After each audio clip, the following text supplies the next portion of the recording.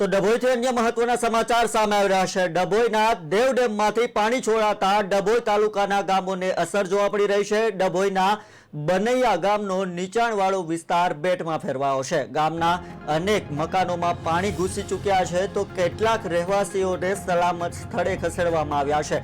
કેટલાક લોકોને તો ઝાડ પર રાત વિતાવવાનો વારો આવ્યો છે। તો બનૈયા ગામનું એક પરિવાર ઝાડ પર ચઢી રેસ્ક્યુની રાહ જોઈ રહ્યું છે।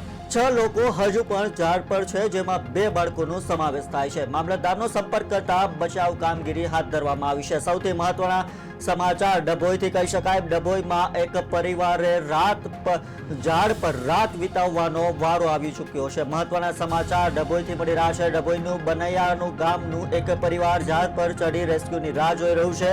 6 લોકો ઝાડ પર છે, જેમાં 2 બાળકોનો સમાવેશ થાય છે। ખાસ કરીને જે રીતે ડેમમાં પાણીની આવક વધી હતી અને પાણી છોડવામાં આવતા લોકોના ઘરોમાં પાણી ઘૂસી ચૂક્યા છે। સરકાર દ્વારા પણ સતત તમામ વિસ્તારોમાં એનડીઆરએફની ટીમોને સ્ટેન્ડ બાય કરી દેવામાં આવી હતી અને જે રીતે હવામાન વિભાગ દ્વારા આગાહી કરવામાં આવી હતી અને આગાહી બાદ ગુજરાત સરકાર એલર્ટ મોડમાં આવી હતી। તમામ વિસ્તારોમાં એનડીઆરએફની ટીમોને એલર્ટ કરવામાં આવી અને ત્યારબાદ હવે ઇન્ડિયન આર્મીનો પણ સહારો લેવામાં આવી રહ્યો છે, કારણ કે હવામાન વિભાગ દ્વારા 48 કલાકની જે રીતે આગાહી કરવામાં આવી હતી અને આગાહીના પગલે તમામ વિસ્તારોમાં વરસાદ પણ આપણે જોવા મળી રહ્યો છે। આજે સવારની જો વાત કરવામાં આવે તો રાજકોટ, વડોદરા સહિત તમામ વિસ્તારોમાં ભારેથી અતિ ભારે વરસાદ વરસતા તમામ વિસ્તારોમાં સ્થિતિ દયનીય બની છે। ત્યારે ડભોઈના ખાસ કરીને બનૈયા ગામનો નીચાણવાળો વિસ્તાર બેટમાં ફેરવાયો છે। ગામના અનેક મકાનોમાં પાણી ઘૂસી ચૂક્યા છે।